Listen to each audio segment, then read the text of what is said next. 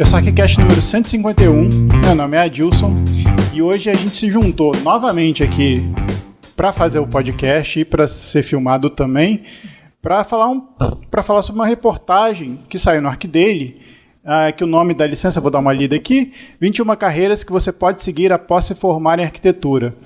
A ideia aqui é dar um panorama de que, apesar de você formar em arquitetura, você pode fazer outras funções que a arquitetura te permite, seja ela legalmente, digamos assim, com CAL, né, com o nosso registro profissional ou não. Outras profissões não são tão específicas em relação a conselhos e tudo mais, mas enfim, a gente vai discutir um pouco algumas ideias que esse artigo deu para a gente.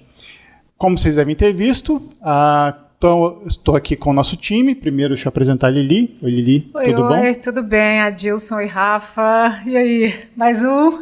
Mais um das câmeras, Mais um das câmeras, acostumando com as câmeras, microfone, fio. Vamos que vamos, é isso. Bom, estou aqui também com o Rafa. E aí, Rafa, tudo bom? E aí, beleza? Tudo bem? Renatão, Caçulinha, que são nossos amigos aqui da Contra-Regra. Reco-Bolan azeitona, né? Tô esperando só o Russo passar correndo aqui. Bom, a gente, no artigo, é interessante notar o seguinte, aqui a ideia de que a formação de arquitetura e urbanismo, como ela é muito extensa, ela traz várias possibilidades no ramo, não só da arquitetura, mas do design, da política, tem um leque muito variado de possibilidades que a gente pode fazer, né? Vocês querem comentar alguma coisa antes de a gente começar com as profissões aqui? Porque ela é muito generalista, né? Assim, então, a ideia é essa mesmo, né? Assim, a gente acaba tendo uma cultura, né, de que o arquiteto faz projeto, né, assim, que é só projeto e se trata, né? A arquitetura se trata só do projeto arquitetônico, mas o mercado profissional mostra que não, né? Assim, eu acho legal do artigo é que ele não é só uma sugestão, é de fato profissões em que o arquiteto vem desempenhando, né? São profissões que o arquiteto vem desempenhando mesmo. Inclusive eu lembrei de algumas aqui que talvez não estejam aqui, mas que tem arquitetos famosos que praticam. Vou lembrar aqui de algumas, né, que são artistas formados em arquitetura. Chico Buarque é formado em arquitetura, né? Tem o Humberto Gessinger, se eu não me engano, ele cursou arquitetura. São todos eles músicos. Mas ele não é do engenheiro também? Mas eu vi uma história. Mas ele fez arquitetura e a banda dele, não sei porquê, é Engenheiros do Havaí. Mas tem outros. Vocês lembram de algum? Assim, de cabeça é meio ruim, né? De lembrar. O Herbert Viana, o Chico Dias, ator. É mesmo? Eu não tenho essa informação, verdade. Não, gente. Eu não tenho essas informações. O Isai Weinfeld, né? Que ele é cineasta também, né? Ele fez filmes, né? Do Sesc TV, a Isa. Não, o Isai Weinfeld. O Isai. Achei que você estava falando da Isa. Isa Greenspan. Eu não sabia, não, que ele era... Ele fez... Não, ele é arquiteto, não sei se você sabe. Não, eu sei. Não, eu não sabia que ele tinha... Espero que alguém saiba, né? Espero que ele seja mesmo. Ele fez alguns filmes, eu não sei se é curto ou se é longa, mas ele se aventurou para fazer alguns filmes. Mas sobre essa questão da apresentação, né, o texto fala que a nossa formação já é muito ampla, né? Fala assim, até fantasticamente ampla. Eu falaria que é dramaticamente ampla. Fica mais perto do microfone, rapaz. Pois é, tá mais baixo. Dramaticamente ampla, né? E não fantasticamente. Aí, assim, se a gente pega a lista de diretrizes do MEC, já tem várias atribuições que a formação em arquitetura exige, que vai desde patrimônio até planejamento urbano e até mesmo levantamento territorial. Então, assim, já é muito grande dentro do escopo do MEC e o artigo traz reflexões para um trabalho para além dessa amplitude, né? Porque é uma amplitude de formação que você tem contato com muitos conteúdos que te permitem para as outras áreas, né? Aí do design, cenografia e tal, são os que o texto faz aqui. Mas a ideia é a gente fazer meio que uma rodada, né? Cada um falar... a gente vai citando os que o artigo fala, né? O artigo, inclusive, que é de tradução do Rômulo Barato, né? Mandar um abraço pro Rômulo. Abraço, Rômulo. Nosso parceiro. E a autoria de quem? Da Ariana Ziriakos. Ariana Ziriakos. Foi publicado em 2019. Dezembro de 2019, lá no ArchiDaily. E tem uma coisa que a gente pode esquecer, né?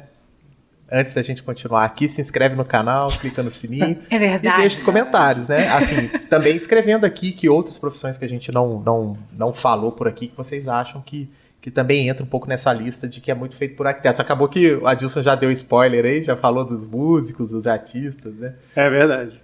A gente chegou a fazer uma postagem também que teve bastante comentário nesse sentido também, sobre as diferentes profissões, do próprio arquiteto. Postagem no Instagram, né? No Instagram, isso, né? Foi legal também. Então vamos lá. A gente, para aproveitar essa possibilidade que o YouTube tem de aparecer com imagens, né?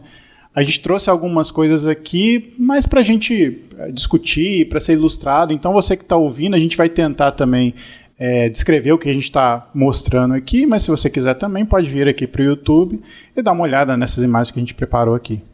Certo? Certo. Bom, a primeira que ele fala aqui é paisagismo. Então, acho que paisagismo talvez seja uma coisa um pouco mais óbvia, né? Já que o arquiteto tem a atribuição de também zelar pela paisagem de alguma maneira, né? Lili, mas só o termo paisagismo já é mega amplo, na verdade, porque ele não define uma única atividade, né? Dentro de paisagismo você pode fazer vários tipos de atividade, dentro do que se chama paisagismo, né?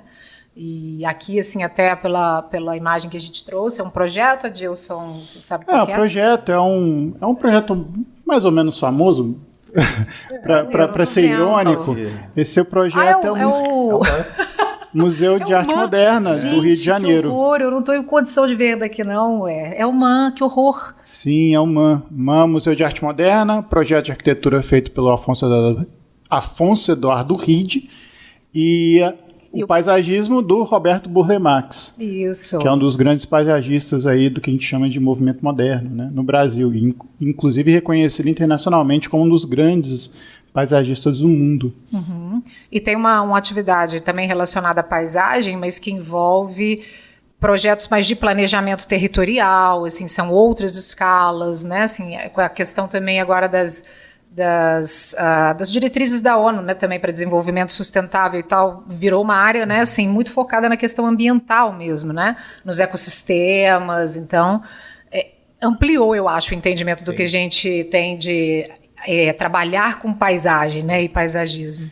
Tem a questão dos ecossistemas, e me lembrei muito de um coletivo que já interagiu com a gente lá no Instagram, que é o pessoal dos Jardins do Cerrado. Eles são um grupo de paisagistas, que eles têm uns projetos de recuperação do Cerrado, também em Brasília, bem legal o trabalho deles, e tem a questão que já foi no episódio aí que nós ainda não lançamos hoje, mas vocês que estão vendo agora já sabem lá sobre a arquitetura paisagista. Isso, sobre a arquitetura paisagista em Portugal, portuguesa, e a relação dela com a arquitetura, né, com os projetos arquitetônicos. Que lá tem outra pegada também, né? Assim, é uma abordagem da paisagem diferente. Foi super legal o episódio, né? E fez até um pouco essa comparação com o paisagismo moderno brasileiro e o que se pratica lá. Então, realmente é um campo em ampliação, assim, me parece, né? E é difícil até definir só como paisagismo. Acho que a gente vai precisar de novos nomes, assim. A gente fez um episódio também anteriormente, a arquitetura paisagista, né? Foi o título do episódio. Você lembra qual que é? Eu não lembro. Eu acho que era paisagem e arquitetura paisagista. Que falava um pouco mais focado na formação, nas diferenças da formação no Brasil e lá em Portugal, né? Porque não só em Portugal, em outros países, é de fato uma graduação, né? É uma área profissional que tem, né, a acreditação acadêmica mesmo, né? Diferente daqui, que a gente tem um único curso, né? Que até na UFRJ, que a Lúcia, né, trouxe essa informação nesse cast, né? Mas é dentro de um entendimento de belas artes, muito mais pictórico, uma outra visão, né? É legal, é um tema enorme de fato, mas não é novo, né? Já está aí há muito tempo. Só para deixar o Rafael com a informação, 128, Rafael. 128. Né? Paisagismo e arquitetura paisagista. Exatamente. E, enfim, tá aqui como paisagismo, né? Mas é muito amplo mesmo, né? Então, assim, fala assim, se você gosta de trabalhar no ambiente natural, pode ser o caminho para você. Então, assim, envolve até grandes projetos de requalificação, reestruturação. Área rural, que a gente fala os pouco, rios, né? As águas urbanas. Agricultura, silvicultura, a questão da alimentação, né? Isso. Foi um dos dados que o nosso convidado trouxe, né? Que o João Nunes, que foi o arquiteto que a gente conversou, falando a alimentação é um dos propósitos da arquitetura paisagista e do paisagismo também. Áreas cultiváveis, né? Assim, preservação da qualidade do alimento, uma questão logística de transporte, Sim, né, transporte, mesmo, né? de alimentação. O custo desse transporte, né, não faz muito sentido as coisas ficarem isoladas. Eu não estou acompanhando muito bem, não, mas eu sei que ele está estudando isso, que é o Renculhas. Ele está estudando muito agora o campo, né? Durante um tempo ele falou, já falei muito de cidade, eu quero falar agora do que é o rural. E eu estou curioso, eu ainda não vi nada, não estudei nada. Se vocês até tiverem, se você tiver uma indicação, manda aqui no comentário pra gente sobre algum texto que ele tenha falado sobre a questão do rural, que é o foco que ele está agora. Eu tenho um documentário sobre o Renculhas que ele fala rapidamente sobre isso e que ele discute um pouco o papel do campo no sentido de também ser um produtor de bens, né, nesse mundo capitalista, no sentido de assim, o campo fornece bens para quem mora na cidade, que esses bens também são limitados. E aí eu acho que essa relação acaba sendo muito mais próxima do que a gente espera. A gente pensa muito na questão do território e tal, mas como assim o campo? Como assim transformar o campo em cidade? Mas isso não é muito comum, assim, se a gente for pensar. Mas o campo, ele tem um papel muito fundamental na nossa economia hoje. Se a gente for pensar no Brasil, então, esse papel é muito grande, né? A gente é o principal aí produtor de commodities, né?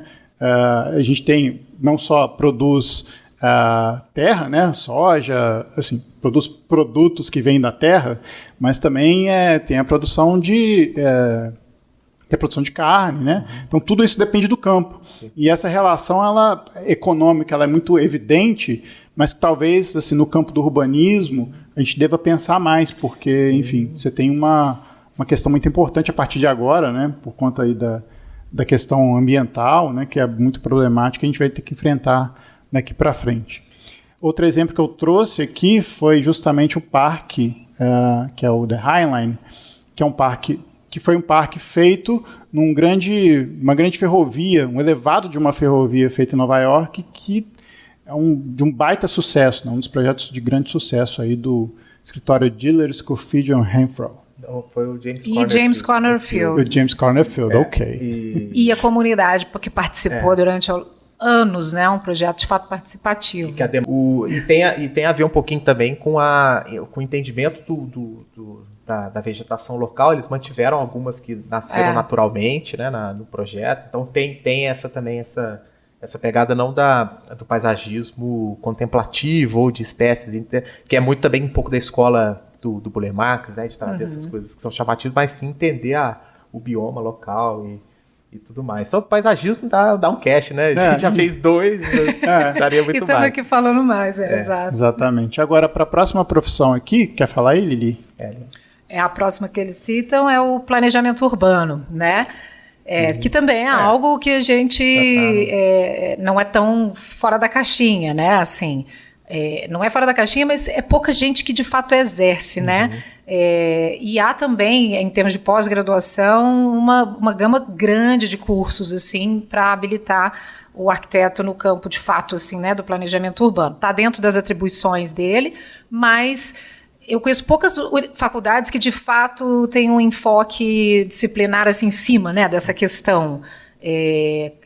Às vezes eu vejo mais paisagismo até do que o planejamento urbano, mas pode ser também na minha experiência, né, assim, os lugares que eu frequentei assim, academicamente, né? Mas, sem dúvida nenhuma, o planejamento urbano, assim, na história, ele já foi salvador, né? Já foi um problema, assim, né?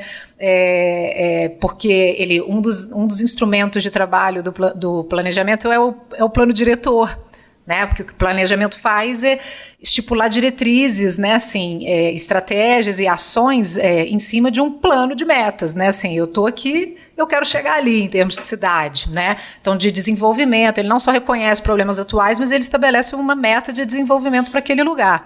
E estabelece esse passo a passo, né? E é de longo prazo, né? Então a gente tem alguns problemas com isso, né? Ele não é do dia para a noite, é algo de longo prazo mesmo. Você fala 5 anos é curto prazo para planejamento, né? E envolve vontade política, né? Assim, continuidade, né? Nas estratégias de governo, enfim. E o plano diretor, por muito tempo, foi considerado, né, um instrumento pouco eficiente, né, assim, porque era muito diagnóstico, muito dado e pouca execução, né, até hoje, assim. Mas hoje em dia, assim, eu pelo menos, eu não consigo pensar, não existiu. O que a gente precisa talvez pensar é exatamente nos instrumentos de melhorar a forma de fazer, né, não necessariamente deixar de fazer. Mas não sei o que vocês acham, assim, né, eu acho que é uma área, na verdade, de valorização, não ao contrário, hoje em dia.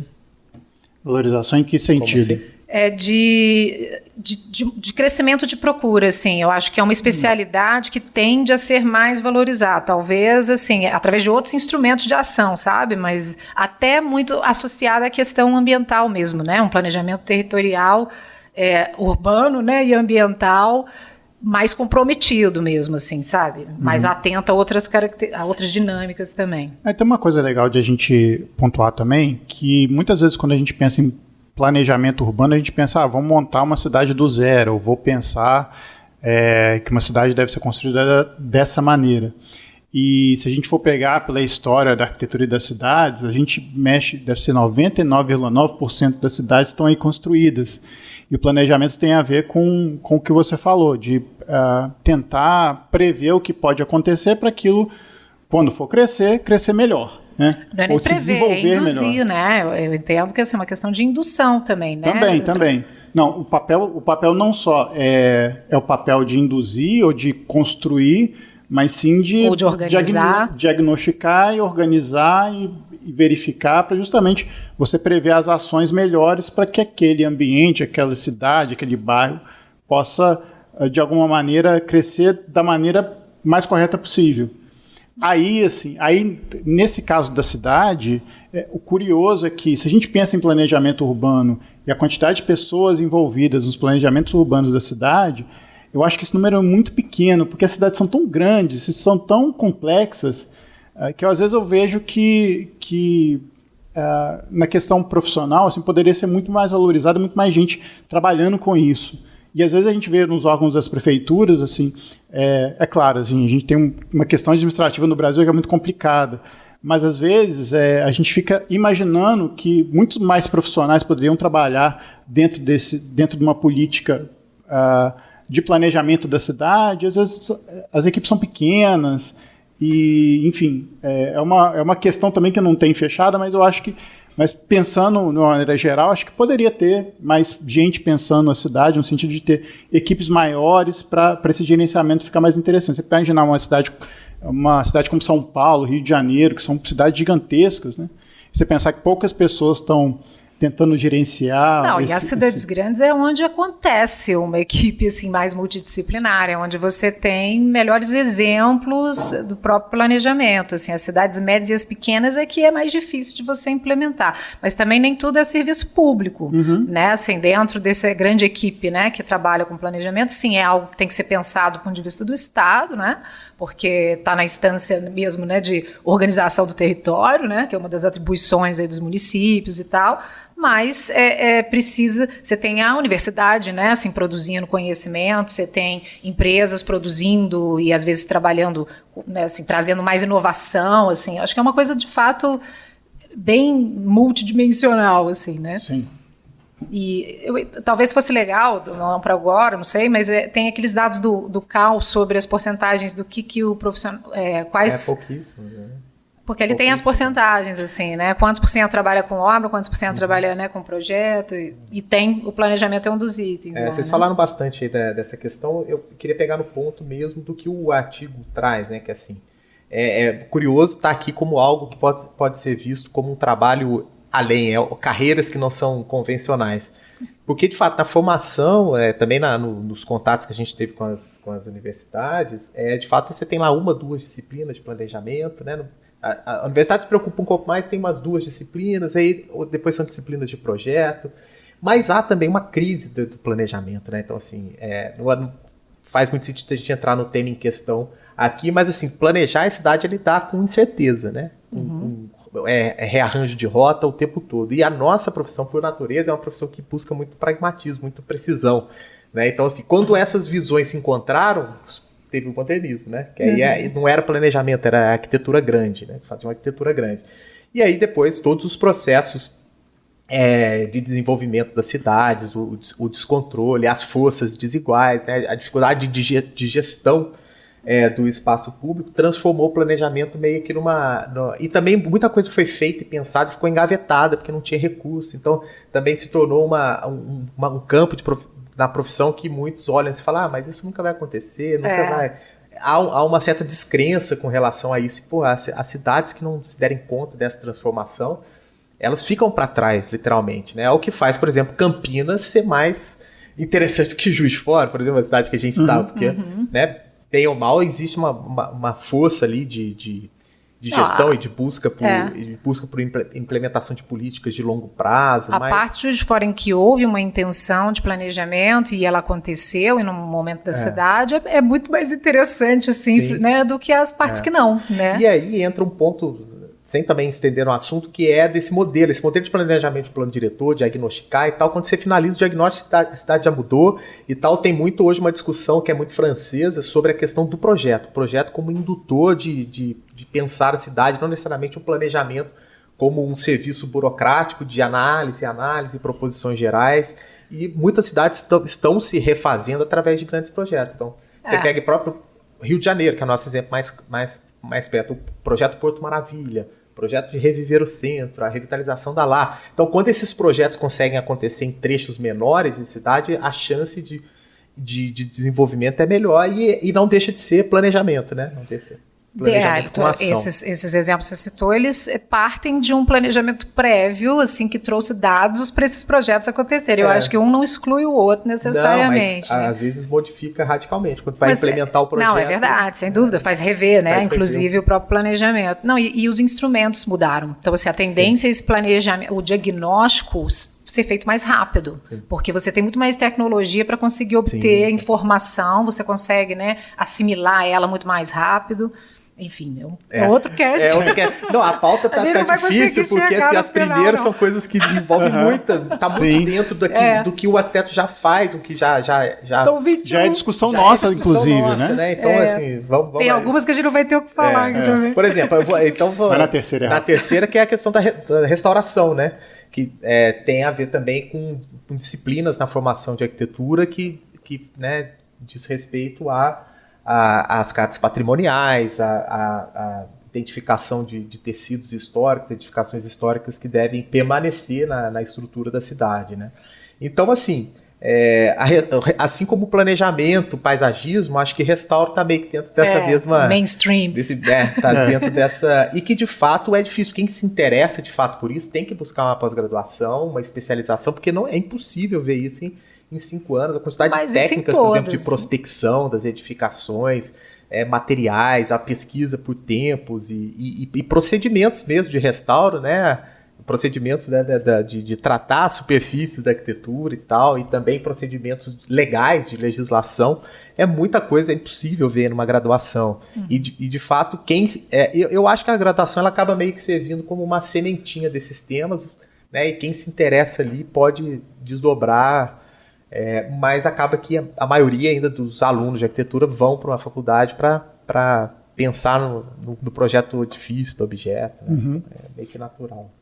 E é muito característico, a gente trouxe uma imagem aqui no Museu de Arte do Rio, que é uma fusão entre um edifício restaurado e um edifício... Na verdade, os dois edifícios são restaurados, né? Dois são. Só que um com uma linguagem mais clássica, né? Uma arquitetura mais antiga, digamos, né? Assim. E o outro com uma arquitetura moderna, aí da década de 50, 60. E para fazer esse museu, né, foram utilizadas essas duas edificações.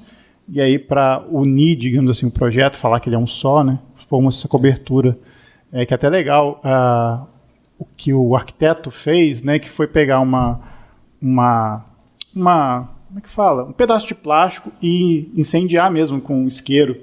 E aí ele achou a forma que ele quis fazer. Meio Frank Gehry. Bem Frank Gehry, tipo a guitarra do Jimi Hendrix. Sim, mas esse é o típico projeto de faculdade de arquitetura, né, que todos gostariam de fazer. E que as oportunidades para a realização deles são mínimas para a maioria dos profissionais de arquitetura, né? Então, foi um concurso, inclusive, né? Aqui. Sim, né? Eu não lembro. Deve ter sido, né? Espero que sim, né? Tem sido concurso, né? Sim, gente, se tiver errado, escreva aí no comentário. E é do Bernard Jacobsen, não é? Sim, Bernard Jacobsen, né? quando eles tinham... Quando era um escritório só ali, né? E é fantástico. Sim, esse projeto é fantástico mesmo. O lugar é demais. Tem um outro aqui que eu botei com imagem, porque esse artigo cita esse projeto como um projeto bastante polêmico, em que a restauração foi bem criticada, porque eles fazem um painel atrás, né, dessa parede que é antiga, e aí isso foi bastante criticado, falou que foi um massacre do patrimônio, enfim. Mas eu achei muito legal essa intervenção. Inclusive, eu acho que a Brasil Arquitetura tem algumas coisas parecidas com isso, se eu não me engano. O Brasil Arquitetura é um escritório bastante importante aqui do Brasil, né? Brasil Arquitetura. Enfim. Sim, que a gente já entrevistou, inclusive. Pois é, a gente está sem. Esse projeto aqui, ele é a Torre Medieval de Cádiz. Aí a pergunta fica: atentado ou preservação do patrimônio? Então, houve uma discussão sobre esse projeto, vários jornais espanhóis criticaram, mas eu gostei disso. Inclusive, a gente tem que fazer um cast sobre as cartas patrimoniais, né? Conversar um pouquinho mais sobre isso. A gente não fez ainda um episódio específico sobre isso. A gente só fez sobre patrimônio e mas era, né? era mais generalista, era generalista, não falava. Porque foi um primeiro também, né? Mas de fato, é um tema que a gente precisa revisitar. Revisitar. Vou falar aqui então no próximo? Pode? Vamos bola para frente. Bom, o próximo tópico é pesquisa. E o curioso dessa parte aqui do artigo, em que se eu pensar pesquisa aqui, eu vou lembrar diretamente daquilo que a gente faz nas faculdades, né? Mas o curioso aqui é que a pesquisa apontou para uma questão um pouco mais tecnológica, de você, por exemplo, entender a cidade, pesquisar sobre a cidade e tentar, através da tecnologia, ser mais assertivo nas soluções, né?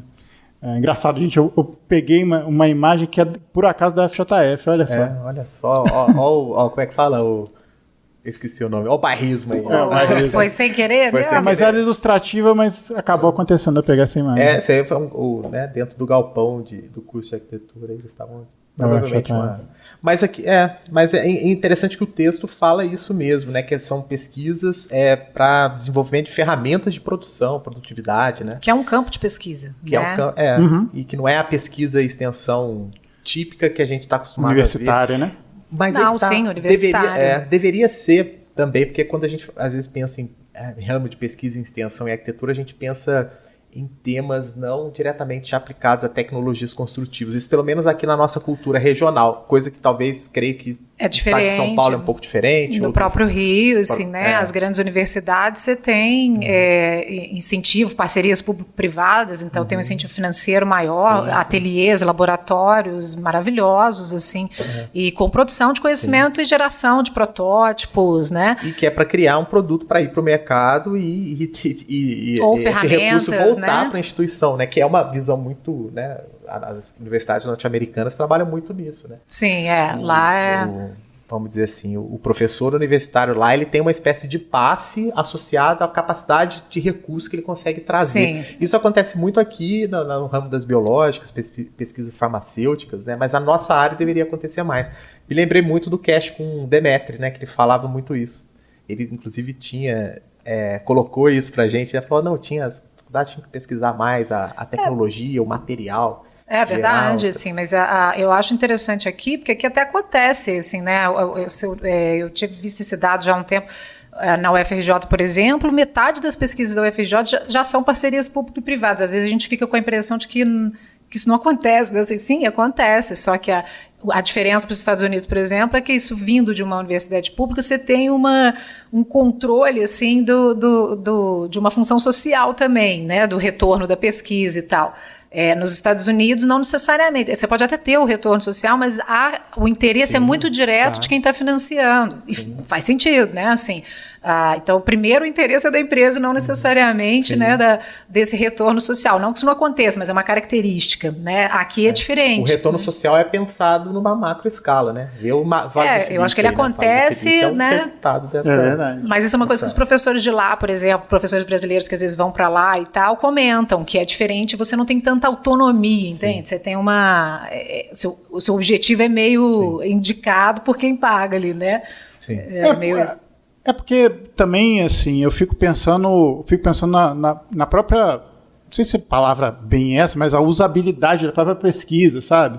Porque a gente pesquisa também para chegar numa conclusão, chegar em formulação de algum estudo, e aquilo, no melhor dos sentidos, né, vai servir à comunidade como um todo. Né? Mas é legal também você ter também esses obstáculos e também... como é que eu vou dizer isso? Você ter meios para que você consiga alcançar um resultado interessante que não seja só ficar no campo das ideias, digamos assim, possa ir para a prática, né? Que é a pesquisa de extensão. Diferentes, né? Você tem pesquisas mais teóricas que são fundamentais para uma mudança cultural ali, assim, são abordagens diferentes, né? Aqui o artigo fala mais especificamente dessa pesquisa, né? Que me parece mais associada a produto ou a tecnologia, né? Tipo aplicativos, plataformas, instrumentos, né? E fala que não necessariamente voltados ao projeto do edifício, mas focalizando mais em como essas ferramentas podem melhorar o trabalho. Acho que é mesmo software... tipo software, o pessoal da parte de programação, por exemplo, né, que, poxa, a quantidade de instrumento que vai influir, por exemplo, na eficiência do planejamento, que a gente estava falando agora há pouco, né? Sistemas mesmo de análise de dados, que geram os dados muito mais rápidos, né? Isso é feito nas universidades, né? Esse conhecimento vem também das universidades, assim, da pesquisa científica mesmo, né? Ele quer falar o quinto aí? O quinto também é bem mainstream, apesar de ser específico, não é novidade, né, para a gente, que é o projeto de iluminação, que é um campo enorme também, né, assim, é muito maior do que eu dou conta, não é uma área que eu domine assim muito, né, e fala a importância da luz, né, que o artigo pontua, né, a importância da luz na própria saúde mental e física das pessoas, né. E entender a iluminação também implica melhor qualidade de vida, qualidade das experiências, a questão própria ambiental também, né? É um campo sempre com muita inovação, né? Tem muito lançamento de produto, eu acho que ele deve ser bastante dinâmico, assim. Sim. Mas confesso que não é... Tô bem, assim... o que eu poderia dizer assim, é que eu acho que ele acontece em diferentes escalas, né? A questão da iluminação. Você tem ela relacionada ao espaço público, que é uma lógica totalmente diferente, a patrimônio, né? E tem o projeto luminotécnico mais específico também dos edifícios, da arquitetura de interiores, né? Mas... eu nunca pratiquei muito, eu sempre trabalhei com projetos complementares, né? Que é, de fato, algo que demanda um conhecimento bem específico. E pensando um pouco nessa formação também, tem a questão do projeto de iluminação vinculado a uma questão de conforto ambiental, luz natural e tal, e tem a questão do projeto luminotécnico, que é dos sistemas artificiais de iluminação, e que está... E nas faculdades, pelo menos o que a gente conhece, está mais associado ao projeto de interiores, e de fato pouco ao projeto do espaço público, né? Não, tipo de iluminação, né? Vapor de mercúrio. Eu dei essa aula em Pupiú já, sabia? Numa das aulas de Pupiú tem a de iluminação, pegava os dois, usando o mascaró. Lembra do mascaró? Mascaró e os manuais aqui da CEMIG, né? Os manuais da CEMIG, de posteamento mesmo. Porque você não instala o poste da CEMIG, mas ele interfere na sua iluminação. Assim, que então já está pré-definido. Exatamente. Inclusive, eu lembrei do Alexandre Pessoa, né? Um abraço para o Alexandre, que estava lá fazendo os posts criticando a Prefeitura do Rio, que estavam trocando as lâmpadas de 3.000K para 6.000K. Então, a iluminação que era mais amarelada e aconchegante das praças estavam virando aquela luz de padaria. Ah, é? De padaria de 6.000K. Que às vezes vai numa ótica segurança pública, mas perde a ambiência também, perde a ambiência, né? Essa coisa de que a segurança está diretamente associada a ser ou não iluminado como um espaço de vigilância, né? É verdade. Exato. Mas concordo com vocês que ambientes internos você consegue um projeto de iluminação um pouco mais eficiente nesse sentido, né? Ou seja, você cria várias ambiências, você cria uma ambiência noturna, você cria ambientes mais quentes, mais frios. Aí a cenografia, por exemplo, ela tem um papel importante, né, na criação das cenas e na criação da própria espetáculos de shows, enfim. Então tem uma gama de coisas que você pode fazer, né? E aí a gente vai falar de outras profissões que lidam também com essa questão de criar cenários e tudo mais, né? E eu fico viajando nessa questão da iluminação, que eu fico pensando dos arquitetos mais antigos, assim, que não tinham softwares e tudo mais. O uso da luz mesmo era uma coisa que eu pelo que eu vejo hoje recentemente, até mesmo no dia a dia profissional, às vezes a gente perde um pouco esse contato com a luz como ela deve ser de fato na arquitetura, sabe? A gente fica muito apegado aos softwares, a questões volumétricas, técnicas, e aí a questão da iluminação ela entra mais num fator de aproveitamento, né? Iluminação, né? A orientação do edifício, do que propriamente a sensibilidade da luz, como por exemplo os japoneses fazem isso de forma fantástica, né? Mas essa é uma agenda interessante, mas assim, pensando um pouquinho no texto, o texto está falando de 21 carreiras, né? Então, assim, você pode, de fato, ter uma carreira focada. Aí lembrei do Kinderé, né? Mané Kinderé. Só que aí ele está na cenografia, né? Não sei se tem cenografia aqui, tem. Mas ele faz, por exemplo, design também de luminárias, que já é design de produto também. Né? Então, mas sim, às vezes a solução do projeto é algo específico daquele projeto, não é necessariamente distribuição de ponto de luz, né? Sim, Você pode estar criando ou um mobiliário mesmo. A gente já trabalhou muito com arquitetura comercial, por exemplo, ativação de marca. A luz é fundamental. Sim, né? Não chega a ser um projeto de iluminação, mas é o uso da luz né? Para definir os ambientes mesmo. E te falo assim, 90% das vezes a gente só sabia o resultado na hora que fazia. Porque a gente não tinha a ferramenta prática de verificar. Pelo menos a primeira vez tem, né? Depois a primeira, a segunda, depois você já vai entender. E a tecnologia também muito rápido, assim, né? A questão da lâmpada LED entrou assim, a produção da China. Então, assim, veio de sola, né? Arquitetura política. Alguns argumentam que a arquitetura é, por natureza, política. No entanto, ser ativo nas decisões políticas de uma cidade ou país é uma história diferente. A arquitetura é mais do que criar belos objetos, né? E aí dá um exemplo aqui de uma empresa, Terroir, creio que é assim que pronuncia, se for francês, é uma empresa que trabalha na Austrália e trabalham com grandes projetos de critérios de evolução urbana, uma espécie de quase que uma secretaria de planejamento terceirizada, né? E que isso aconteceu muito no Brasil recentemente. É o projeto que a gente está mostrando aqui, da firma Terroir, na cidade de Parramatta, na Austrália. Sim. Isso aqui poderia ser um gráfico tranquilamente extraído de uma análise de um plano diretor, né? De seus sistemas verdes, né? Densidade urbana, usos e ocupação. Eu tô achando engraçado ela chamar isso de arquitetura política. Porque eu acho que está falando aqui desses projetos como ferramenta de desenvolvimento urbano, né? E é interessante porque, assim, eu não sei qual que é a nacionalidade da autora, o Rômulo que traduziu, e porque isso, às vezes, em outros países, são vistos de forma diferente. Às vezes, o que a gente está chamando aqui de planejamento, projeto urbano, lá tem um componente mais... Conotação diferente. Uma conotação política, porque envolve, assim, decisões que são, por exemplo, decisões sobre áreas públicas, é uma questão que tem que ir para um fórum público de decisão. E, assim, e eu me lembrei daquele outro, você até que me indicou ali, do Lab Profab, do Alessandro Hayek, né, da Venezuela. Exato, os caras trabalham com projetos territoriais também, que é quase que é a possibilidade de uma terceirização desse processo de planejamento. Que isso é uma super oportunidade de trabalho e que no Brasil, recentemente, teve um boom quando o Estatuto da Cidade exigiu municípios com mais de 20 mil, né? 20 ou 30 mil, tinham que ter o seu plano diretor até uma determinada data. Então, isso foi um aquecimento no mercado de desenvolvimento de planos diretores, de consultorias.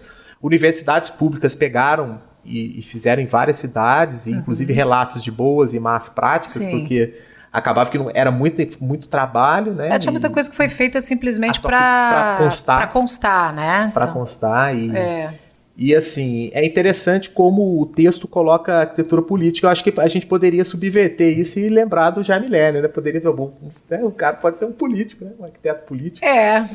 Quando ele... E o César Maia e você trabalhar de alguma maneira atuando em algumas escalas do serviço público, legislativo mesmo, não só o executivo, né, que é o que a gente às vezes vê mais, né, mas ajudando a construir pontes entre a sociedade e a área, né, assim, os exemplos de políticos arquitetos que a gente tem, pelo menos os que eu me lembro, são bons. César Maia, mas não é o César Maia. É o Luiz Paulo Conde, né? O César Maia ele não era arquiteto, mas ele priorizou, né, assim, foi um momento, né, no Rio de Janeiro em que a relação entre os escritórios e a prefeitura era intensa, total, né, e foi até um momento de valorização de projetos urbanos mesmo, né, uma época diferente, assim, bem excepcional. Projeto Favela Bairro, Projeto Rio Cidade. Rio Cidade, Favela Bairro, exatamente, assim, várias revitalizações de várias áreas públicas, mas enfim, assim, mas eu acho que assim, a atuação política também acontece, por exemplo, na participação em conselhos de classe, né? Você também não precisa estar se candidatando como vereador, né? Ou como prefeito. Isso é uma atuação política, sim, mas assim, participar dos conselhos de classe, assim, né? Se oferecer para, a partir dos conselhos de classe, tipo IAB e tal, representar, né, o Instituto nas cadeiras, nos conselhos municipais, isso é uma forma de você estar próximo de quem faz, né? Mas de alguma maneira ali sendo parte, defendendo mesmo, né? Assim, estando ali no lugar de uma classe, no lugar atendendo uma demanda mesmo, né? E lembrei do relato recente do Bloco Arquitetos, né? Do Daniel, que não participou da entrevista, mas que foi diretor do CAL, né? Do Distrito Federal, e também tiveram cadeiras no IAB, que eles falaram que foi um momento super interessante. Eu fui vice-presidente do IAB durante um tempo aqui de Juiz de Fora, fui conselheira do CONPUR, que é o Conselho Municipal de Política Urbana e Regional, de Planejamento Urbano e Regional, e é uma outra realidade, assim, sabe? E não só o IAB tem cadeira, várias outras instituições de classe da sociedade civil têm cadeira e podem. É um órgão consultivo, não é ele que define, mas é uma forma de ouvir e participar. E às vezes a gente nem sabe, a gente reclama que ninguém me perguntou nada, que eu não participo, e você tem recurso para isso, né? Então, se interessar pelo tema já é um bom começo. Eu curiosamente, tive uma atuação no início, assim que eu me formei, por acaso, assim, que eu era professor substituto de uma universidade pública, e a universidade foi contratada pela elaboração de plano municipal de habitação. Então eu participei desse envolvimento. E é outra coisa, não é desenho, é planilha, visitação, discussão de políticas públicas. É convencimento. É convencimento, é mediação. É mediação, é conflito, Exatamente. É interesse, e é muito interessante, e eu acho que o Brasil tem menos municípios do que deveria ter, que somos uma extensão muito grande, né? Temos, sei lá, você acha que a gente tinha que ter mais municípios? Eu acho que a gente tinha que ter menos municípios. Muito mais, faz a conta aí, olha os Estados Unidos, a extensão territorial dos Estados Unidos, quantos municípios ele tem, a nossa. Eu não sei, mas a assim... A gente tem quase 5 mil municípios só, apenas. Né? E ainda estavam querendo extinguir municípios aí, é uma maluquice, assim. Mas, enfim. Não sei, isso é outra discussão. Não, é uma discussão, mas é a minha opinião. É a minha opinião. Não, claro. Mas é um bom tema, né? Sim. É um bom tema. Porque há várias formas de ver isso aí, mas sim, é um bom tema. Exatamente. Até pouco município, porque aí a gente tem pouca área urbana que gera pouco IPTU, né? É pouco recurso. Tá, eu não vou entrar com a minha visão agora não, senão a gente vai ficar só nisso, mas a gente pode marcar o cast sobre isso. É um bom tema. Já saímos aqui com o cast da restauração e com o cast sobre municípios no Brasil. Isso. Na verdade, em todo cast a gente sai com mais 3 para falar, né? Todo. Mas vamos lá, vamos andar com a pauta aí. Arquitetura extrema. Só para falar que a gente pode confundir, às vezes, a arquitetura extrema com uma arquitetura escalafobética, com algo como... Uma arquitetura estranha. Uma arquitetura estranha, extrema estranha. Né? Mas nesse caso aqui do artigo, ele comenta justamente aquela arquitetura que é feita para climas extremos, né? Aí a gente está mostrando uma estação da Antártida feita para o Reino Unido. Para situações extremas, né? Não só climas extremos, né? E acho nesse caso, né? Não só Antártida, mas desertos, em qualquer outra situação, por exemplo. Você pode pensar, inclusive, em... Favelas. Oi? Favelas. Favela, você pode pensar também na superfície lunar, né? Estação espacial, por exemplo. Né? A arquitetura lunar foi uma das que a gente colocou na postagem lá. Arquitetura lunar, não no mundo da Lua, né? Essa tem muito. Essa tem bastante. Essa não precisa ser especialista, não. Exatamente, mas é legal porque é o tipo de arquitetura que você lida com um ambiente hostil e tem que fazer com que as pessoas habitem aquele ambiente de alguma maneira. Né? Então, você cria necessidades de se criar um ambiente habitável dentro daquela arquitetura e colocar, e até mesmo quando você vai pensar na implantação, implantar aquele objeto ali, né, você tem que pensar onde é que, como está mostrando nessa estação da Antártida e do Reino Unido, de como é que você vai botar fundação em gelo, né? Ou, por exemplo, como é que você bota fundação em areia, né? Então são várias coisas, assim, de um objeto que você tem que pensar internamente também para ser quentinho, né? Se você pensa na Antártida. É o abrigo em absoluto, assim, sim, né? É o auge também, do abrigo, é a proteção mesmo, né? Exatamente. Do ambiente externo. E implantação também, né? No caso de você colocar isso em cima de gelo, né? Lembrei daquele filme ficção com Matt Dillon, que é aquele que ele fica preso em Marte. É esse? Perdido em Marte. Que aí ele tem que criar, ele tem que plantar batata, ele, né? Mas essa arquitetura me lembra uma nave do Playmobil que eu tinha. É igualzinho. Eu lembrei do filme do George Clooney, agora recente, Meia-Noite, não sei o quê. Vocês já viram? Eu nunca lembro o nome, mas é porque ele é tipo um astronauta, sei lá, e tá num lugar extremo. E é uma ficção científica, né? Mas mostra ele vivendo nessa situação e quando sai, que loucura que é, assim, é bem... Dá para entender se é algo... Mas isso é super, super, super específico, né? Sim. Bom, teve aquele concurso há pouco tempo para a reconstrução da estação brasileira, né? Sim. Até foi um... Estúdio 41. O Estúdio 41, né? Assim, mas certamente eles vão estar apoiados, né, na execução por outros escritórios e outros especialistas que dominam as características do lugar ali, né? Certamente você precisa. Lá. Não, sim, mas eu digo assim, será que só com o conhecimento que a gente tem a gente consegue fazer? Essa que é a minha pergunta, com entendeu? Certeza, né? Sem suporte. Algo, mas não sei se é uma especialização tão comum assim. Então, provavelmente tem uma meia dúzia de gente que sabe muito e que trabalha para todo mundo, sei lá. Parece que tem uma questão muito de climatização mesmo, né? Da manutenção de climatização e tal, e talvez efeito de ventos e tal. Mas é muito interessante a gente pensar do ponto de vista da arquitetura com situações extremas, né? Que ela vai modificando, né? A gente saiu do extremo, talvez, o controle de uma enchente, por exemplo, né? De ter que canalizar um rio e tal, nos projetos de saneamento lá, de Saturnino de Brito, e o extremo se tornou a Lua, né? Se tornou as estações.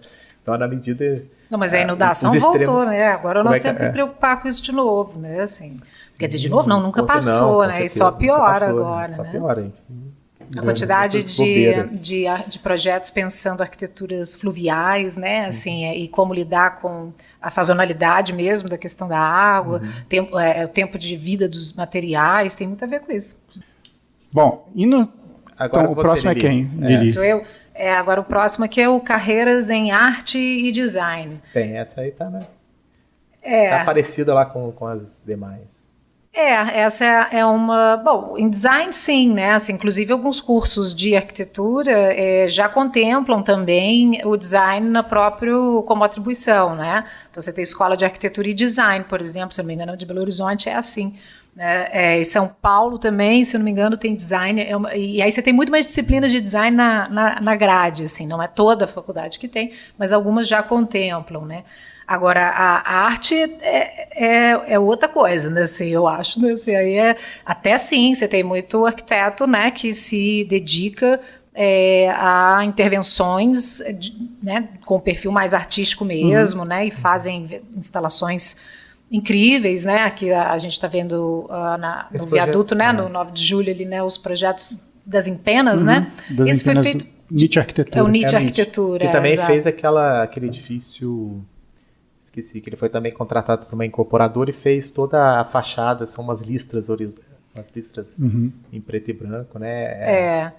Que são intervenções, né? Que fazem uma leitura da paisagem, na verdade, né? Também. E você tem instalações temporárias mesmo, ou a dedicação mesmo a uma questão artística pura, né? Sim. Eu acho que a arte design tá bem associada, inclusive é muito comum a gente ver, né, mesmo arquitetos trabalhando nessas áreas, assim, e design aqui fala do design gráfico, mas tem o design de produto, né, que aí são os clássicos, todos projetaram suas cadeiras. Que na verdade é o próximo item, né, que é design industrial. Isso. E aí eu trouxe uma imagem, né, Desculpa, Rafa ia falar, desculpa. Não é isso. Na verdade, nem é o próximo, tem o artista, mas a gente pode colocar aí junto o design. Eu entendi errado. Eu achei que você falou do artista. Isso é um título, na verdade, de uma outra parte. Perfeito. mouse. Eu achei que Tranquilo, fosse sim. uma carreira, entendeu? Não, imagina. Tá Carreira- tranquilo. Não arte tá numerado, então, né? É, Você fica- não percebi. Agora que eu entendi. Ele é um. É Ah, um- verdade. Ele é um. Ele é uma subtítulo, introdução subtema, dessa a gente parte agora. A né? gente esqueceu de falar que na introdução então, Sim. foi dividido Ele em dividiu primeiro. em três partes. né? 3 partes. Primeiro são as próprias carreiras em arquitetura mesmo. Né? Tá Por isso que a certo. gente falou que estava tudo muito próximo. Agora, no campo das A artes. gente não leu a pauta. Isso aí. No campo das artes. E por fim, só pra gente situar também aqui, e a gente controla o tempo, as carreiras fora Fora do design. Fora da caixinha, né? Fora do design. Que design Isso é outra coisa, outra questão. Que design. Mas vamos lá, então é o artista, então acho que a gente já falou isso. Isso que eu coloquei como se fosse uma coisa só, eles estão colocando separado, né? Tem uma carreira como artista e a carreira em design, e aí tem vários, né? Aqui o design industrial, de mobiliário, têxtil, gráfico. Vários designs, né? Designers. Designers, E aí tem eu trouxe uma imagem aqui de dois designers bastante emblemáticos no campo da arquitetura, que é o casal Ray Eames e a mulher dele, que eu esqueci o nome dela, meu Deus. A Ray Eames, que é a mulher, e o Charles Eames. Obrigado, Lili. E tem o Ray Charles. O Ray Charles, que é o Ray Charles Eames. que tem não tá na foto. que tem uma coleção muito vasta de imóveis para casa, escritório, que são até hoje celebradíssimos, né? E, enfim, tem inclusive um documentário muito legal, que é a Eames, o arquiteto e a pintora. Agora não sei em qual streaming tal, tem que pesquisar aqui, mas de qualquer maneira é um documentário bem bacana, que conta um pouco do papel que a Ray Eames, que é a mulher do Charles, né? Que, digamos assim, foi botada para escanteio na carreira dos dois, digamos assim. E depois ela vai ser celebrada e tal. É bem bacana esse documentário. Só para a gente situar, o texto fala do artista, né, que a gente passou, o desenho industrial, o design de mobiliário, que no entendimento pode estar dentro, né, mobiliário, desenho industrial, né, essa separação também pode se dar aí por uma percepção, e o design têxtil, que entra quase também como um design de padronagens e tem muito a ver com design gráfico, claro, tem a questão dos tecidos em si e tudo mais. Acho que o design industrial talvez seja a coisa mais do objeto menor, assim, né? O mobiliário, de certa forma, ele é um pouco maior, mas sim, também produzido em massa numa escala industrial, mas o objeto mesmo menor, assim, tipo, sei lá, uma torneira, né, assim, a própria luminária, sabe? Ou uma peça, né? Enfim, o desenho do pé de alguma coisa, não sei. Assim, aqui ele está querendo dizer, eu acho que a escala, uma das diferenças entre o que ele está chamando de design industrial e imobiliário é a escala, né? Sim. O industrial um pouco mais do objeto.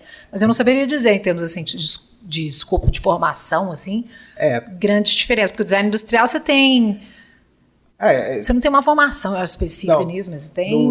por exemplo, que eu sei, a ES de Escola de Superior de Desenho Industrial, você ao final define se vai para o desenho do objeto, isso é o design gráfico. Entendi. Então tem essa separação. Perfeito, E porque aí entra processos produtivos e tal, materiais e tal. E marketing, varia, né? Tudo mais. Marketing também do produto. Eu acho que tem também. Eu acho que eles devem ter na cadeira, isso com certeza. E lembrando, eu tenho uma coisa que é importante de falar, é que design, a gente aqui a gente fala design, mas como se fosse uma palavra separada, né? Mas ela é projeto, na verdade. Quando você fala, por exemplo, urban design, é projeto urbano.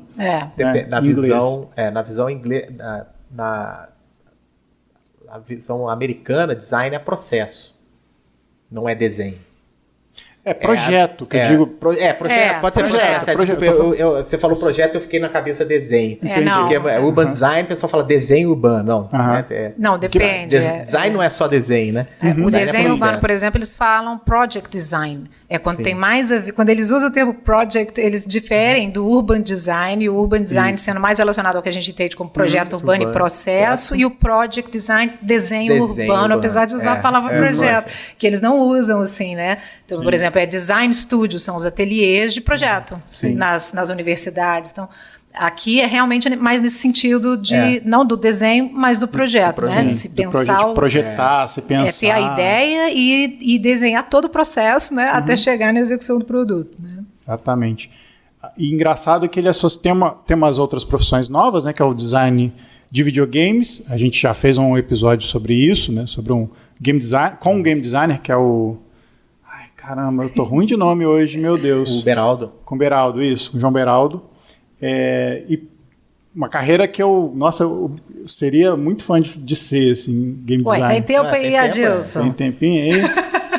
Tem uma vaguinha aí, galera. Galera da Ubisoft. Olha, deve ser uma área concorrida, né? Nossa, muito concorrida.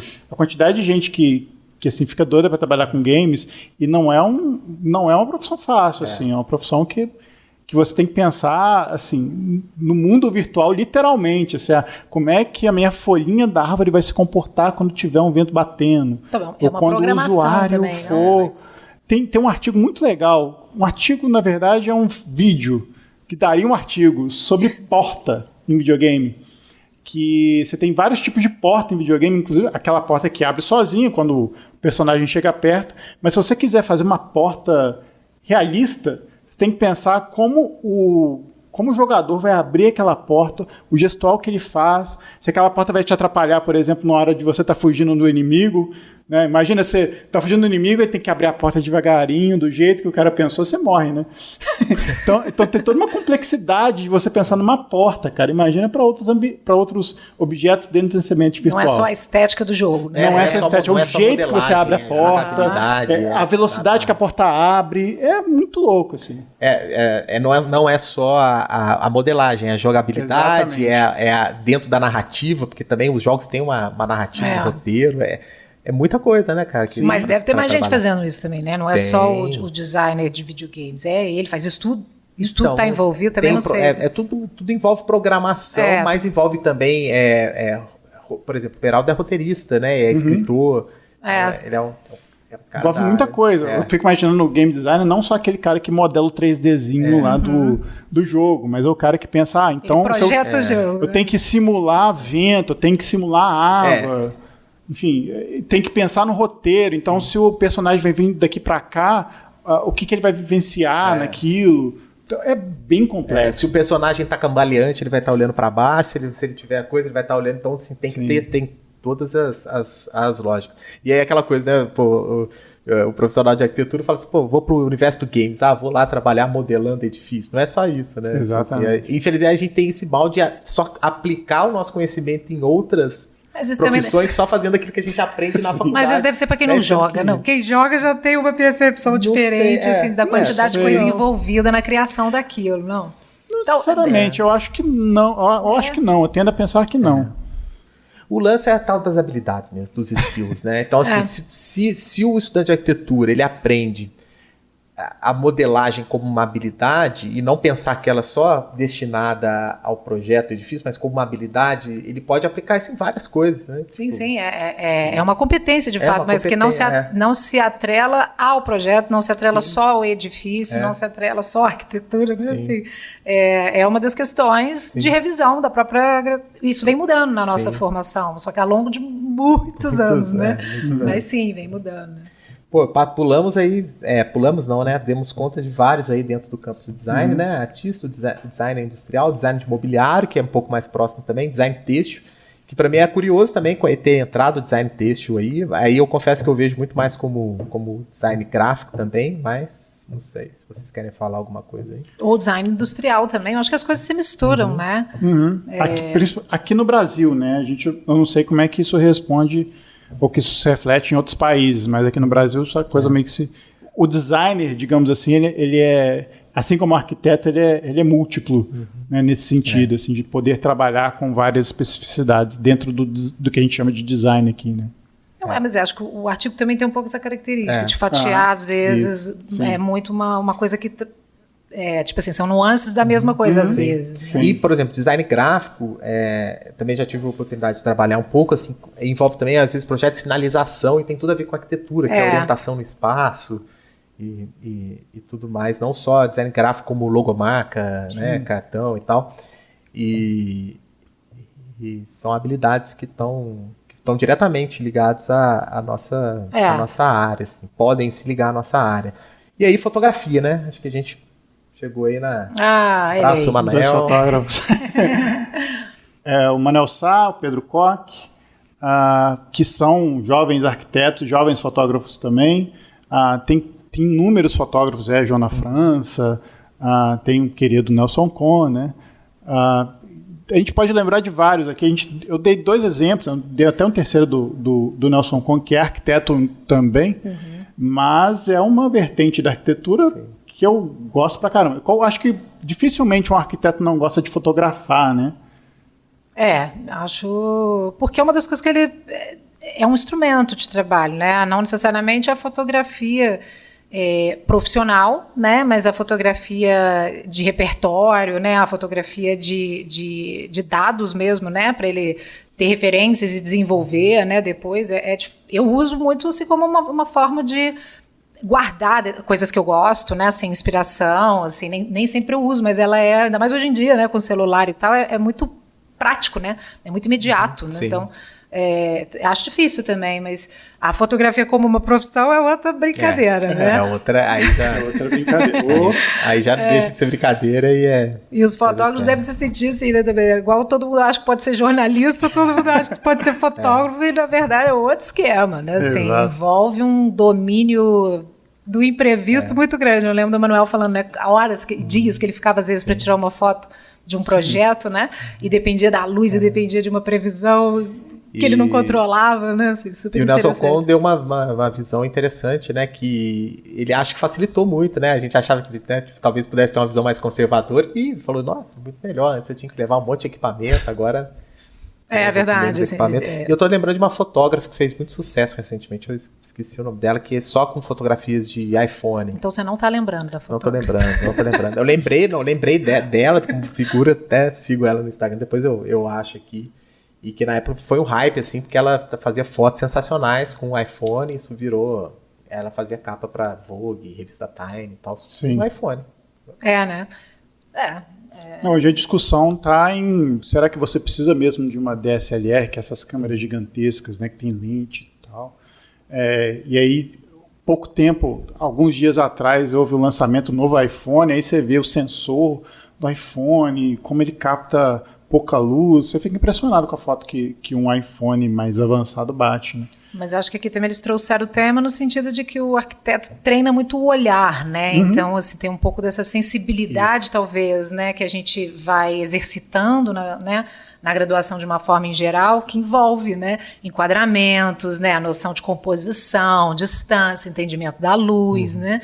Então, assim, e não necessariamente...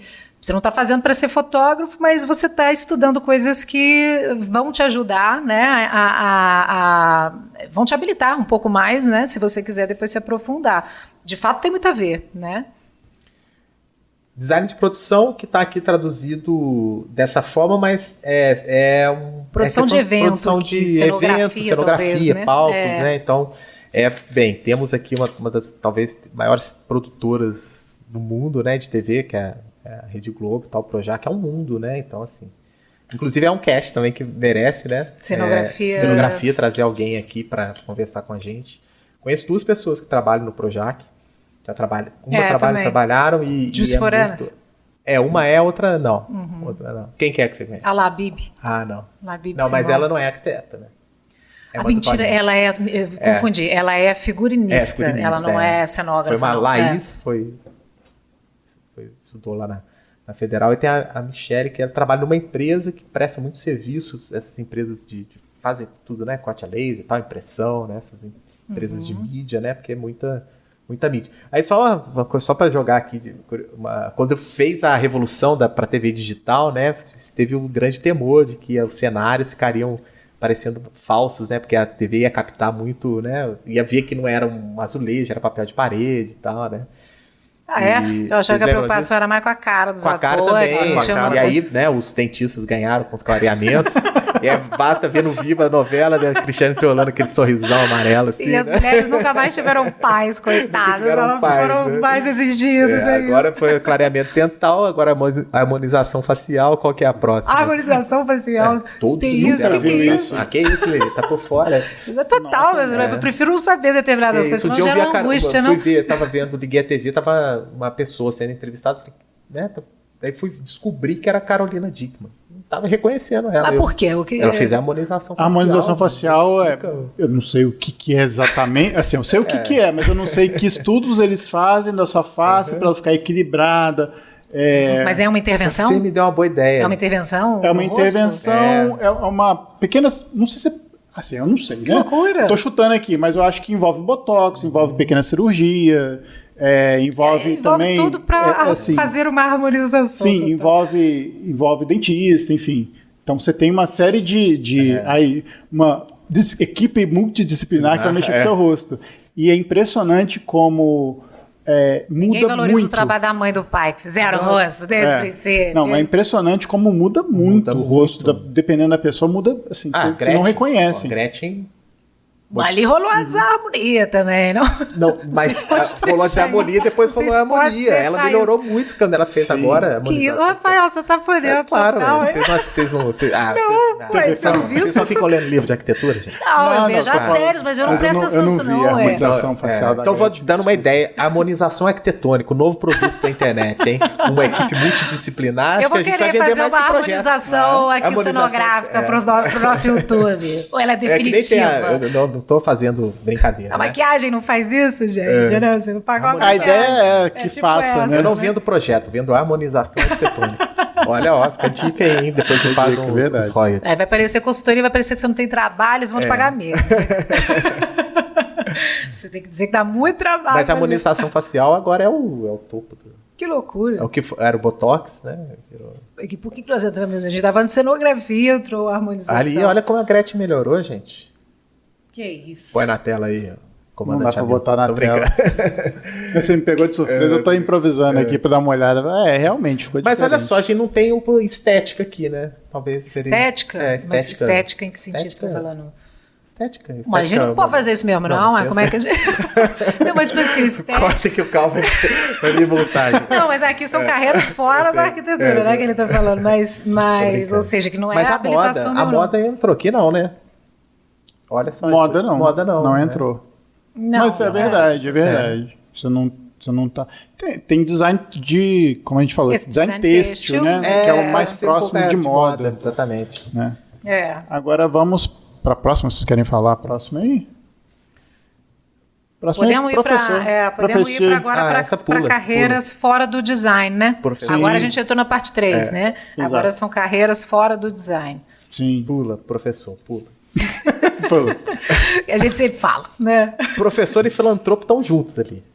Né? Que a gente doa bastante. Eu não entendi esse texto de filantropia dela, não. É melhor a gente pular mesmo, porque eu não entendi mesmo. Mas empreendimento filantrópico não é. O que é filantropia, sustentabilidade, a participação das mulheres no mercado de trabalho? Eu não entendi. Ela fez uma confusãozinha, né? Mas eu acho que tem a ver assim, com essa ideia de ceder um pouco do seu tempo, do seu esforço por uma causa. Acho que tá...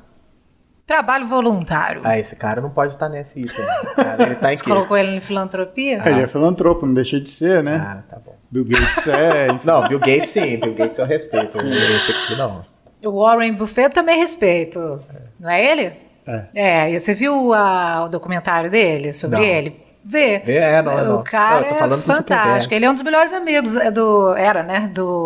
Era? Ou é? Ele é vivo? Hoje eu não sei. Do Bill Gates. Tá. Ele é um grande financiador da fundação. Bill e Melinda. Enfim, criar uma fundação sustentável para o objetivo humanitário nunca é perda de tempo. Também, né? Não, nunca, mas é dificílimo de fazer. Né? Assim, eu conheço pessoas que tentaram fazer e tentam. É muito difícil, assim, a filantropia de grande escala, digamos assim, é algo que você depende, né, de incentivo, você depende de suporte financeiro, assim, você não faz nada só com a vontade ali, assim, né? Não é tão simples assim. Né? Porque eu acho que até o próprio objetivo da filantropia é você entregar a parte daquilo que você tem, né? Mas aqui porque eu te entendi, você estava falando, por exemplo, de criar uma fundação, né? Criar uma fundação é algo difícil, né? Assim, uma ONG mesmo, assim, que seja para, sei lá, fazer legalização de projeto, fazer desenhos, né, para legalizar imóveis, por exemplo. Tem empresas que fazem isso e tal, vários ONGs assim que não tem fins lucrativos, então, sim, as pessoas que trabalham ali cedem parte do seu tempo, às vezes não trabalham o tempo integral, né? Mas, assim, alguém tem que tocar, né? Assim, efetivamente, não... É claro que é um lugar, mas eu acho que é um lugar difícil de conseguir realizar, me parece, sabe? Não é para desestimular, não. É um pouco dos exemplos que eu tenho. Assim. Eu vejo muito, assim, essa questão mesmo de trabalhar com coisas que você entrega mais. Tipo assim, você está fazendo um serviço que... por exemplo, a assistência técnica à arquitetura é quase que um serviço de filantropia, porque é muito esforço e o retorno não é... Sim. Ainda é difícil, né? Participar de uma instituição de classe, de um conselho municipal também, por exemplo. Você está dando seu tempo por uma coisa que não é para você. No Brasil, ser professor é ser filantropo. É verdade. Né? É verdade. Nossa, por isso você juntou os dois ali. É isso que eu falei. É verdade. Assim? Próximo tópico é o político, né? Política, a gente falou, a gente já falou. Então, assim, aí eu trouxe a foto do Conde, que foi ex-prefeito do Rio de Janeiro. Temos aí o Jaime Lerner também. Eu não trouxe imagem do Jaime Lerner, mas, enfim, imagino que vocês já conheçam. Vocês estão lembrando de algum arquiteto que seja político, que tenha sido da prefeitura? Assim? Tainá de Paula, vereadora no Rio, por exemplo, né? Hoje tem o Washington Fajardo, que também é arquiteto, está na Secretaria de Urbanismo, por exemplo, mas é um cargo, né? Fugiu o nome da... Não é necessariamente político, mas está, enfim, numa secretaria.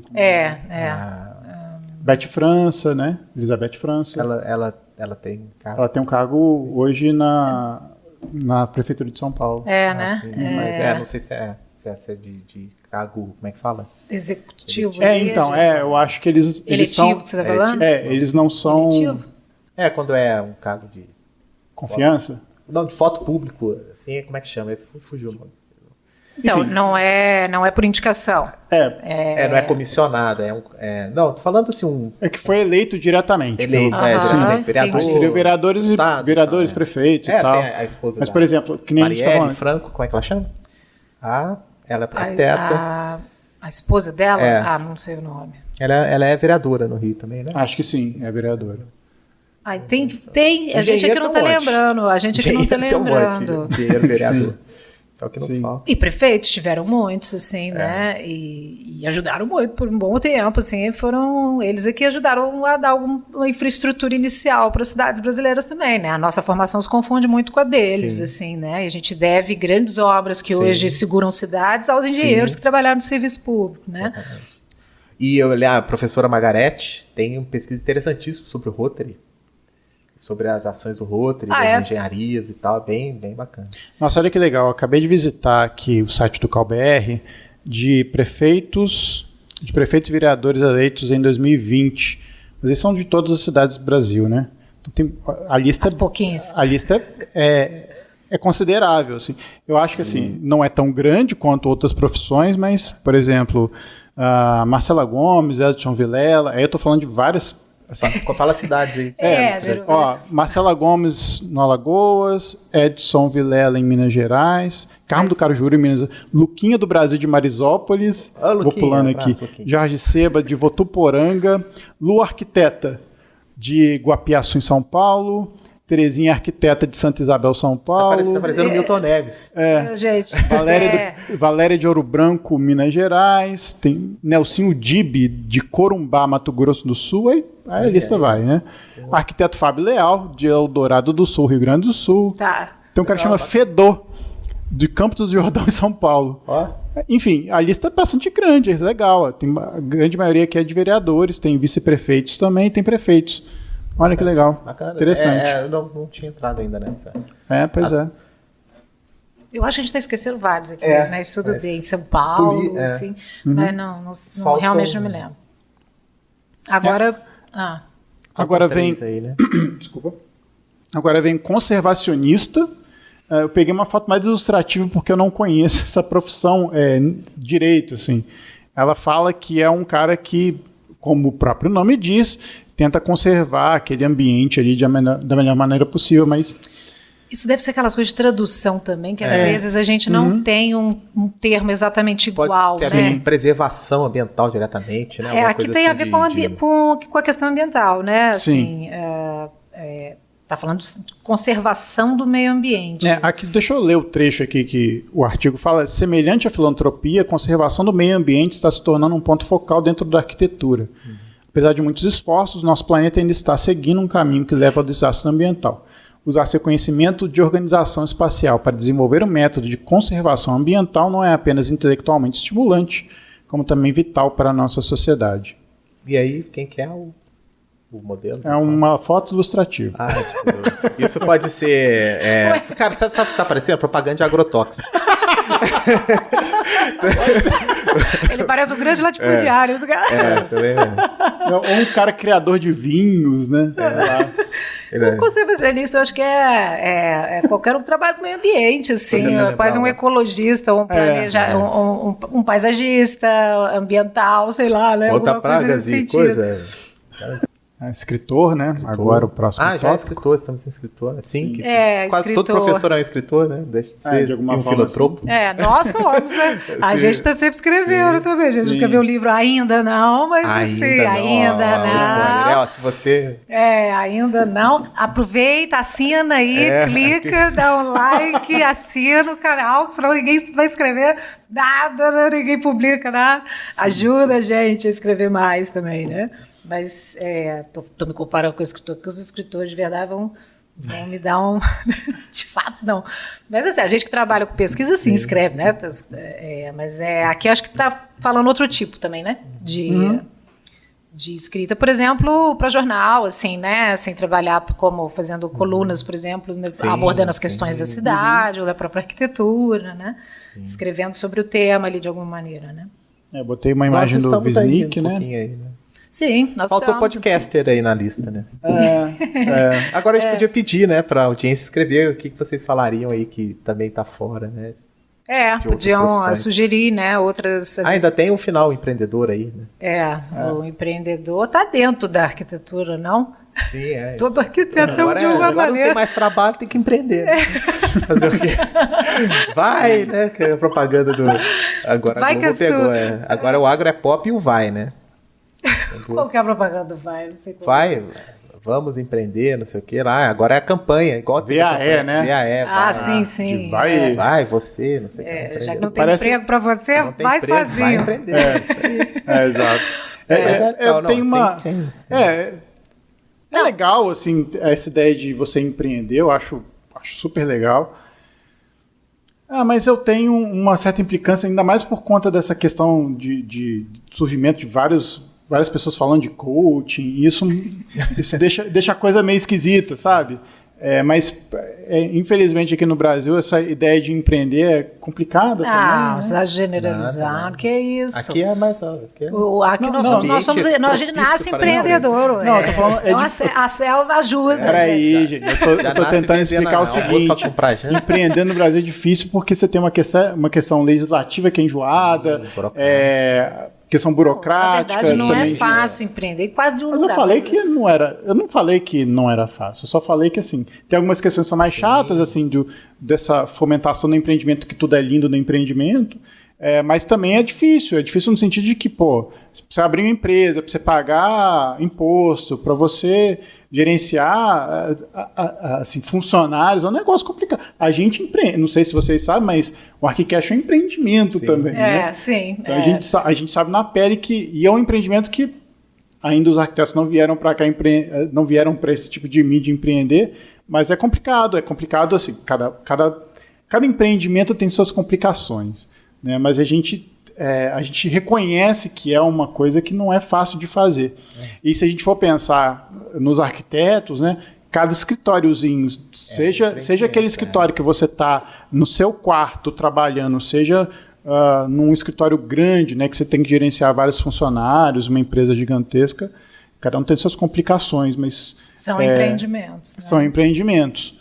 Né? Então, nesse sentido, assim, não queria desvalorizar, parecer que eu tô querendo desvalorizar, mas assim, mas eu acho que, por um lado, a questão do empreendimento ela é meio romantizada, no sentido de que você vai empreender, você vai conseguir vencer na vida. Esquisito isso, vencer na vida. Mas também entendendo que aqui no não só no Brasil, né? Mas aqui no Brasil tem as complicações específicas, né? Você empreender aqui que não é muito fácil. Tem complicações e facilidades, né? Complicações para alguns, para muitos, facilidades para poucos, né? Sim. Então, enfim.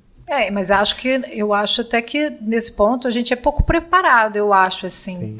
Porque não vejo essa questão assim, de você prospectar, né? Assim, a nossa formação ela ainda é muito voltada para objetos específicos, previsíveis ali, assim, né?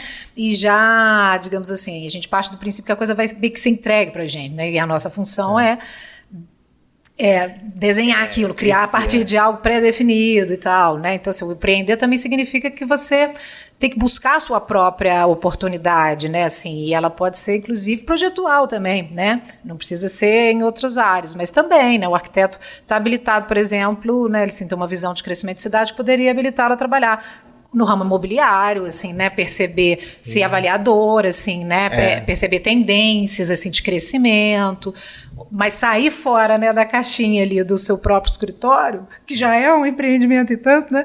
Não é fácil, né? Assim, tem a ver um pouco sair do lugar de conforto, né? E ir fazer uma coisa nova, me parece também, né? Se lançar nisso.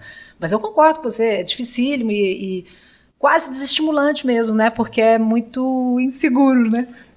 A natureza do empreendimento é essa. O risco é parte do negócio mesmo, né? Então, assim, se você não assume esse risco e prefere que outro assuma o risco, né? É o emprego. O emprego é outro assumindo o risco ali. E o ideal é que todos tivessem esse emprego, né? Todos estivessem bem, ganhando bem e tal. E de fato, nossa, essa é uma discussão complexa, que é o futuro do trabalho, mercado de trabalho, é uma discussão que a gente assim como várias também. outras discussões no Brasil ganharam componentes de viés ideológico em vários pontos, né? Então, assim... E não precisaria ter esse viés tão ideológico, né? Para a pauta do emprego, para a pauta do trabalho, para as pautas de gênero, para as pautas...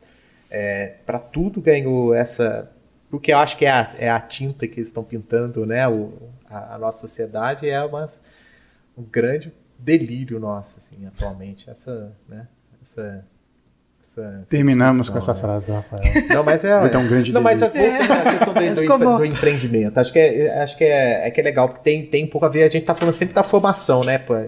21 carreiras que você pode seguir. E aí tá aí a carreira de empreendedor. E empreender, eu particularmente não vejo como uma carreira, necessariamente. Empreender é um veículo, né? Que você usa, você usa essas suas habilidades para empreender, ou você usa essas habilidades para se dedicar a um trabalho remunerado, ou você usa para filantropia, ou você usa para educação. Eu acho que talvez ou todo mundo é um empreendedor de alguma maneira, em algum momento também, sim. Né? Eu acho que tem um pouco a ver com essa questão que você falou, assim, do emprego e de você ser o dono do próprio negócio, assim, né? De você dar é um esforço muito seu, muito mais seu, às vezes, do que...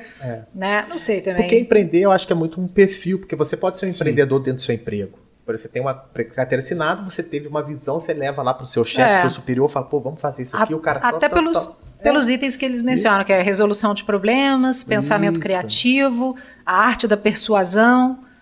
Ele fala, são 3 habilidades que os arquitetos e empreendedores têm em comum. E isso é uma discussão que muito se fala, a faculdade de arquitetura tem que ter administração, marketing, não sei o que lá. Empreendedorismo. Aí eu estava conversando com uma parente que é da medicina, achava que tinha isso também. Eu sou relativamente contra. Isso pode ter sim, mas numa disciplina opcional, em alguma coisa complementar, né? Porque aí você vai tirar o quê? Vamos tirar as disciplinas de urbanismo, vamos colocar empreendedorismo. Né? Não, já tem tanta coisa. Se fosse empreendedorismo de uma maneira ampla. Mas se fosse o empreendedorismo de uma maneira ampla, sim, mas o que eu acho que as pessoas reclamam muito é de não saber abrir o escritório. Pois é, mas se for uma disciplina assim, como abrir o escritório é muito limitador. É muito limitador a disciplina. Mas se for empreender, habilidades que você tem para empreender, assim, estimular, se lançar em caminhos inovadores, não é necessariamente ruim, mas é porque eu acho que a visão como é que eu pago as contas do meu escritório? Isso ninguém nunca me contou. Né? Pelo menos essa era a reclamação que eu tive logo que eu formei. Como é que eu monto? Como é que eu faço um CNPJ? Né? Exato. Como é que eu, sei lá... enfim. Coisa que, sei lá, o Sebrae te ajuda, né? Sei lá, algum site aí te ajuda, alguma coisa assim. Isso aí. Beleza. Bom, terminamos a lista. Piada, mas... Vai. Não vou fazer não, era muito capciosa. Bom, terminamos a lista. Eu achei que a gente não ia terminar hoje, porque a gente ficou muito tempo nos primeiros itens. Antes de a gente terminar nosso papo aqui, a gente faz a nossa famosa rodada de dicas. E vou chamar vocês para dar a dica de hoje. Rafa, sua dica. Minha dica vai ser então uma dica aleatória, peraí. Meu Deus. A Modernidade Superada. Montaner. Fantástico livro. Muito bom. Tá, fala sobre o que é esse livro? Sobre a modernidade superada. Ensaio sobre arquitetura contemporânea, gente. Brincadeira. Aqui fala um pouquinho de temas que são pós-modernidade, né?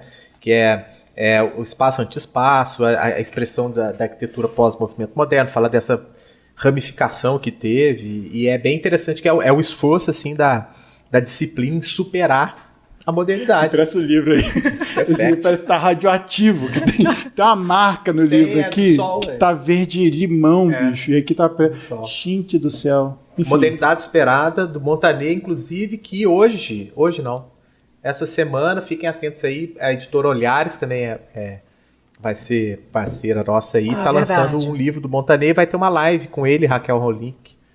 Também já passou a live, mas é bem possível que esteja. Também é a segunda dica, então. A primeira dica, Modernidade Esperada. E a segunda, que vocês busquem aí no YouTube a live do Montaner com a Raquel Rolnik, da editora Olhares. Bom, então vou chamar a Lili para a dica dela. Lili, sua dica? O meu vai ser o documentário, então, do Warren Buffett, né?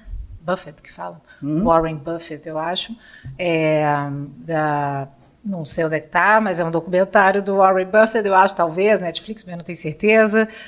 Eu gostei bem, assim, eu não conhecia a história de vida dele, e mostrou exatamente isso, assim, um pouco o caminho dele com a esposa, de onde eles surgiram, e as parcerias que eles fizeram, e ele se tornou um filantropo ao longo da vida, assim, né, e é um dos principais financiadores da Fundação Bill e Melinda Gates, né, e o Bill Gates, ele além de amigo, é eternamente grato. Ele fala isso aos 5 ventos, assim, né? Porque sem o dinheiro dele, nada teria acontecido, assim, né? E a figura, fui simpática a figura, né? Assim, o que eu conheço dele é exatamente o que o documentário traz, não posso ir muito além disso, mas tá aí recomendado e, de qualquer forma, é um bom entretenimento. Olha que legal, tem no YouTube esse documentário completo, em legenda em português, e é da HBO.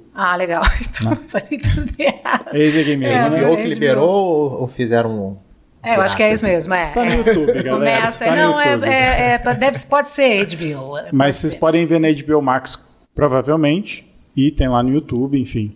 Dá minha dica, então. Bom, minha dica, eu vou continuar minha saga de dicas das séries da Amazon, não.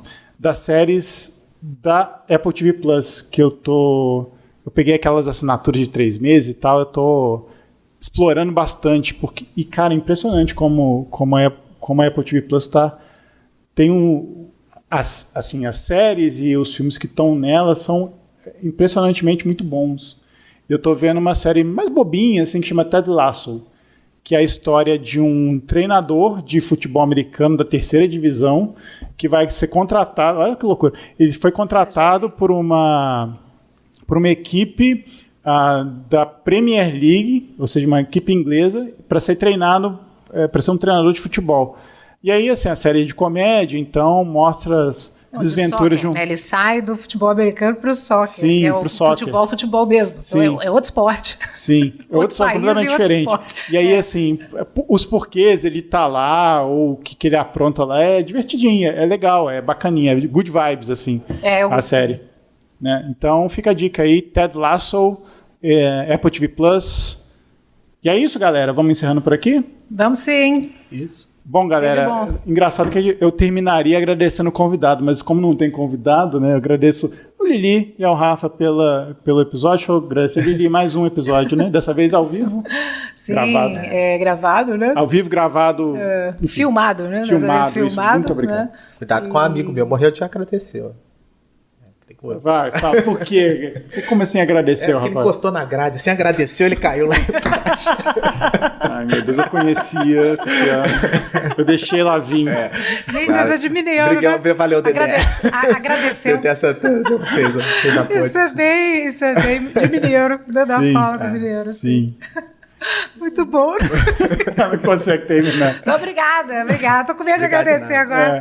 Tô com medo de agradecer. Agradece aí, Rafa. Obrigado, Caçulinha, pela trilha sonora. Renatão, tô brincando. Obrigado, Adilson. Obrigado, Aline. Obrigado Você falou o russo já morreu. Não, você falou, só faltou o russo passar. Eu espero que não. Posso passar que eu espero que não. Você não acredita, não? Eu acho que já morreu. Sim, infelizmente. Já morreu? Já. Eu confundo ele com o Marquito. Nossa. Conhece o Marquito? Rafa, tá bom. Quem nunca assistiu Ratinho? Eu não conheço nem a harmonia facial, imagina o outro cara. Então, obrigado, gente. Valeu. E isso aí, né? Comentem aí também profissões e carreiras, né? Sim, que a gente não falou aqui, comentem se tiverem alguma outra carreira, algum outro arquiteto famoso que não seja exercendo a arquitetura que vocês conheçam. Comentem o que quiserem, né? Comentem. Exatamente. Sugestões, críticas, beijinho pra mamãe e pro papai, pode mandar pra gente. Bom, mas assina o canal. E dê o like no vídeo. Isso aí, eu vou tentar fazer isso. Então, gente, vocês que estão chegando aqui, por favor, se inscrevam, deem um joinha, ajuda bastante. A gente espera voltar aqui mais vezes com outros temas e a gente vai terminando por aqui e volta na semana que vem com mais um episódio para vocês em áudio. E até mais. Tchau.